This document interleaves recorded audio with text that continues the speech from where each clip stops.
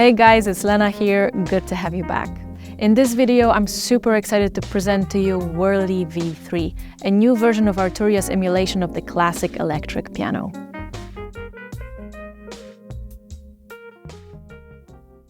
Whirly V3 is a virtual electric piano emulation inspired by the classic Wurlitzer sound, which was heavily used by the legends such as Ray Charles, Supertramp, Pink Floyd, or Queen. Even today, it's a must-have sound for any keyboard player. With version 3, Whirly is back with a new sound engine, revamped design, fresh set of controls, and an array of effects to enhance its unique modeling sound engine. In this overview, we'll walk you through all of the newly added functions and the instrument's new structure. Before that though, let's check out how great it can sound and how versatile it is by playing some of its coolest sounds, both simple as well as tribute sounds of most famous Wurlitzer artist users.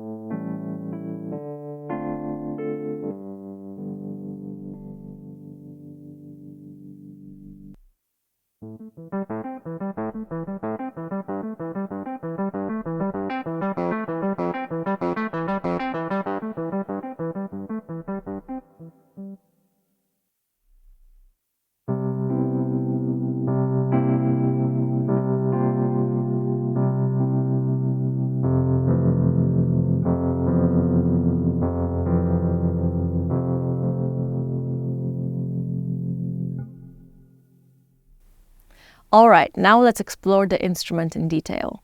First thing to know is that the new Whirly V version comes with newly updated physical modeling, plus a totally new output circuit model. On top of that, the unit comes with fresh, newly added FX collection effects and many advanced settings, which add twice as many controls and effects. New changes start with the design of the main view. The main view now displays the instrument's interface with two controls, volume and vibrato amount.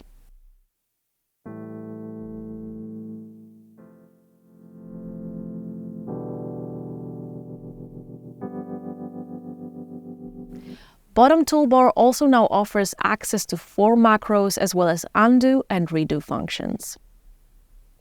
Alright, now that we know the basics of the Whirly V3, let's dive deeper into its extra functions. To get there, simply press the Advanced Panel button.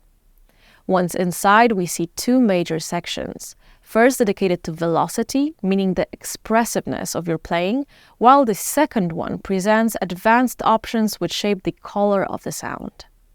Let's start with the velocity settings. By default, the curve is set to linear, so if we hit the keys softly, the sound will be quiet, and by hitting them harder, we will reach the maximum velocity value, thus making the sound louder.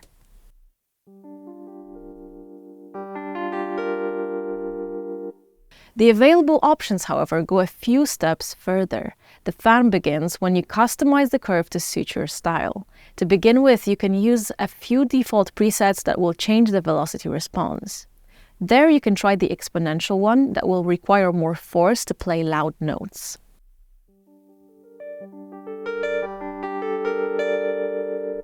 The fixed one, where velocity level is always the same,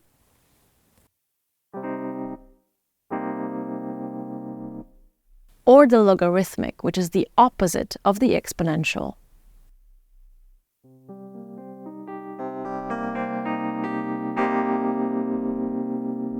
You can also grab the middle arrows to make the curve more extremely exponential or logarithmic.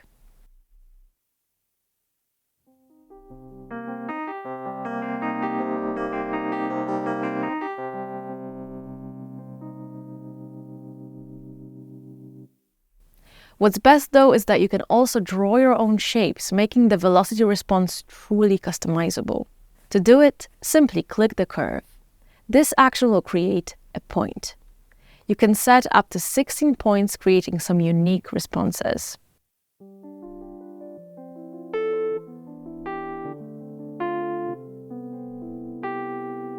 Once you come up with a few, you can easily store them in the velocity curve presets section. Trying out the unusual velocity settings might open up new ideas and spark better interaction with your instrument. Moving on to the advanced settings, the next section presents various instrument controls. Here we gain access to different instrument modules, global tuning, hammer hardness, and age factor control. The model presets resemble the various Wurlitzer models released across the years. These include 200, 200 bass, 200A, and 200A bass.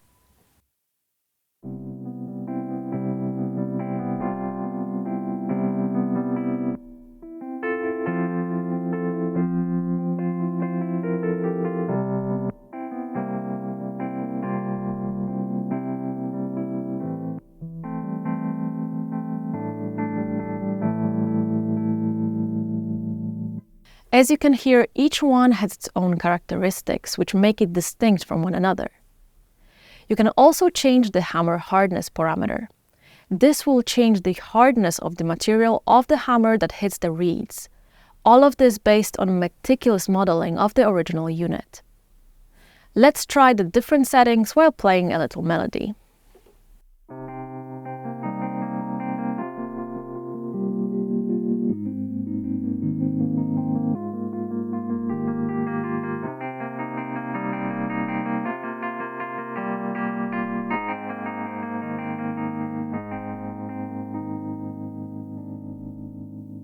Okay, so we can easily hear that when we keep the value closer to 0, the sound is much more delicate and bell-like. However, if we increase the value and get it closer to 1, the sound suddenly seems to be much richer in harmonics. The last function in this section allows you to make your unit older, which impacts how it keeps the tuning as you play.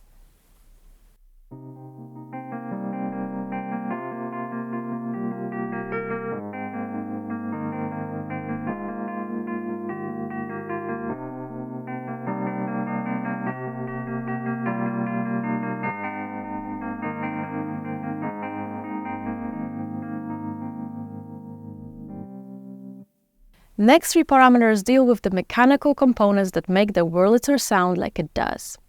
The pickup distance defines the distance between the pickups and the reeds. If the parameter is closer to 0, we will only hear the mechanical components, and as we increase the value, the typical harmonics of the Wurlitzer sound start to appear.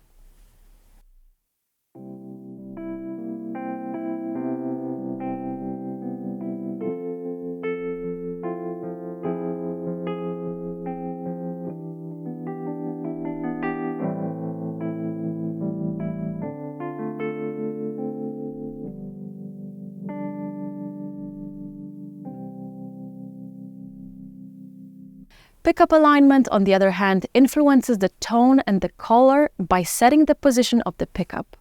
This lets you go from soft and dark to clear and bright.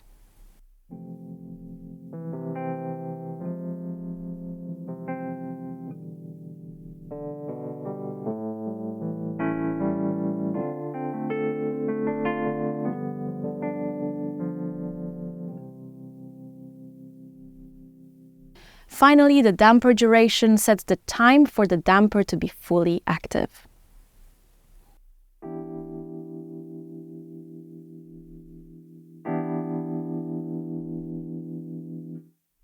These few options include additional noise controls and acoustic enhancements. Hammer noise produces the noise caused by the hammer hitting the reeds, sounding more like a percussive tone.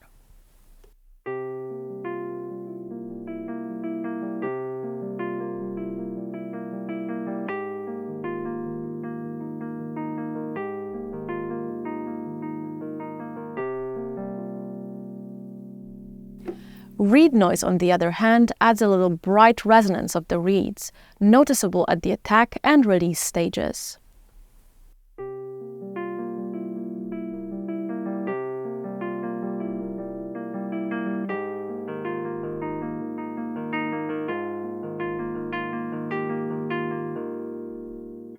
while the damper noise adjusts the presence of the noise that occurs when the dampers hit the reeds.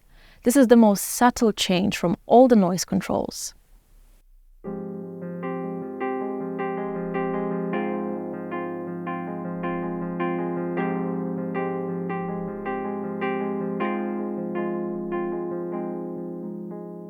The last control, called tone-bore resonance, defines the decay of the higher frequencies of your sound, like this.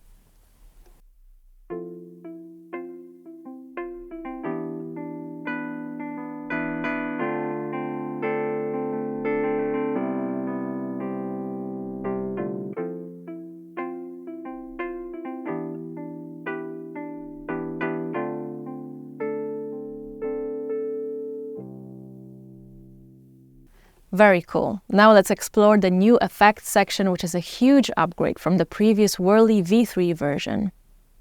It is here where the Whirly really goes beyond its natural tone, transforming itself into a much more modern instrument. Inside, you are presented with two separate sections. The first one consists of 4 FX slots for various spatial, dynamic, and modulation effects, while the amp section brings 2 amplifier models and the additional convolution reverb. The amp section includes 2 types, twin and rotary speaker. The twin amplification adds warmth and crispiness instantly. You can shape its sound by adjusting the frequency spectrum and adding a tremolo effect. Additional options like bright mode drive for more crunch, and internal reverb provide versatile sound possibilities.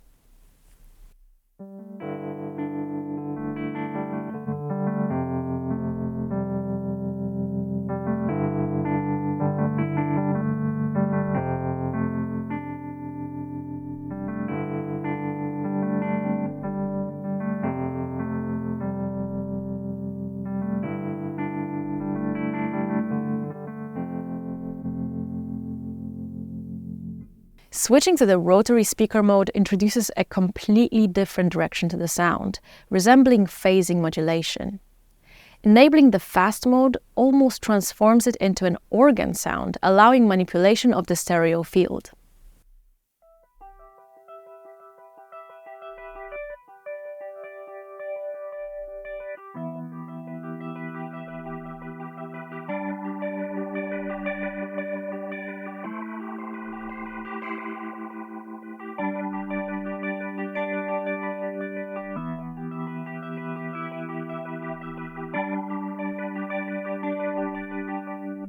Exploring the feature-rich FX section, we find 4 additional pedal slots.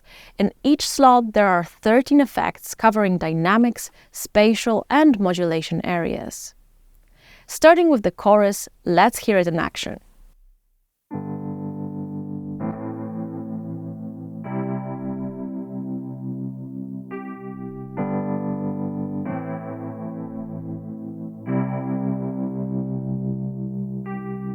As you can hear, it makes the sound much wider, allowing Whirly to be much more present in the stereo field. Now the flanger and phaser that will add the jet flying, swirling and swooshing effect to the sound.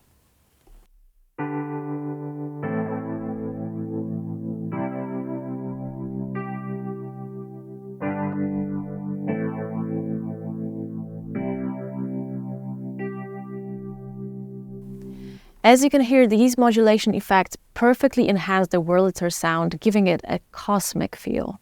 Next, there's distortion. Wurlitzer is famously different from Rhodes, particularly because of its harsher tone-generating capabilities, and the present distortion can take this even further.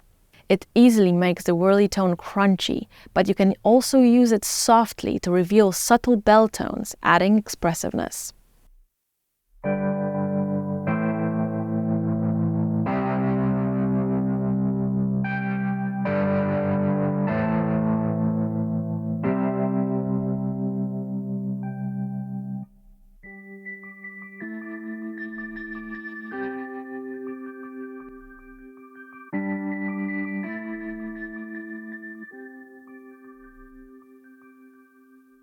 There are also spatial and dynamic effects. You get 2 delays, 1 echo effect plus reverb. These instantly make each basic preset sounding better.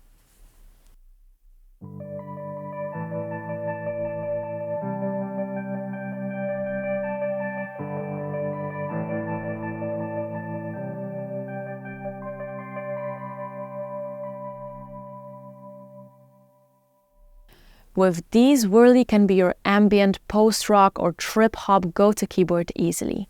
If you add compression for glue and EQ for precision on top of that, and one more reverb at the end of the signal path, you really get everything that you need out of your ideal pedal rig set. Okay, that's it for the tutorial. I hope you learned a thing or two and could see how amazing and diverse the Whirly V3 is. From the classic sounds of yesterday to inspiring sounds of tomorrow, it's got you covered. Give it a try, enjoy the experience, and as always, get creative with your ideas. Thank you guys for watching and see you soon. Bye.